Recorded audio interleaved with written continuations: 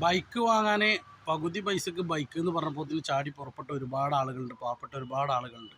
ഗവൺമെൻറ്റിലുള്ള വിശ്വാസം കൊണ്ടാണ് അവർ ഗവൺമെൻറ്റിൻ്റെ രീതിയിലുള്ള ഒരു പരിപാടിയാണെന്ന് പറഞ്ഞപ്പോൾ എല്ലാവരും ഫണ്ട് ഇൻവെസ്റ്റ് ചെയ്തതും കാര്യങ്ങളൊക്കെ ആരും ഉണ്ടായിട്ടാവലും ചെയ്തിട്ടുണ്ടാവില്ല.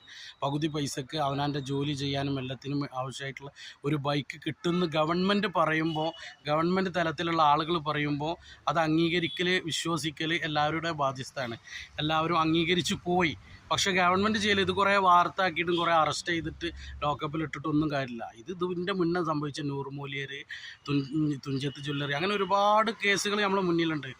സാധാരണക്കാരൻ്റെ ഒരു വീട് ഗവൺമെൻറ് ബാങ്കിലേക്കോട്ടെ ഏത് ബാങ്കിലേക്കോട്ടെ ജപ്തി ചെയ്തിട്ട് അവൻ്റെ വീട് ജപ്തി ചെയ്ത് എടുക്കുന്ന അതേ ഒരു ഉത്സാഹം ഗവൺമെൻറ് കാണിക്കുന്ന പോലെ കാണിക്കുകയാണെങ്കിൽ, ഇവരുടെയൊക്കെ ഫണ്ട് തിരിച്ചു കൊടുക്കാനുള്ള ഒരു മാർഗം കാണിക്കുകയാണെങ്കിലാണ് ഇതൊരു യാഥാർത്ഥ്യമായിട്ട് മുന്നോട്ട് പോകല്. അല്ല ഇതിങ്ങനെ പോകും, തുടർന്ന് പോകും, അത്ര ആർക്കും ഫണ്ട് ലഭിക്കില്ല.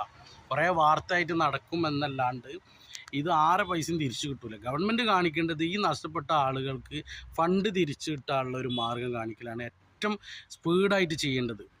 പക്ഷെ ഇത് നടപടി ആവുന്നൊരു കേസല്ല. ഇത് ഇവിടെ ഒരുപാട് ആളുകൾ ഇതിൻ്റെ മുന്നിൽ പറ്റിച്ച് പോയിട്ടുണ്ട്. അപ്പോൾ അതുപോലെ അങ്ങനെ പോകും. കേസ് നടക്കുന്നുണ്ടെന്ന് പറയും, ഒരാളുടെ ഫണ്ട് ഇവിടെ കിട്ടാൻ പോകുന്നില്ല. ഗവൺമെൻറ്റിന് അത്രയും ഉത്തരവാദിത്തം ജനങ്ങളെ മേലിലുള്ളൂ.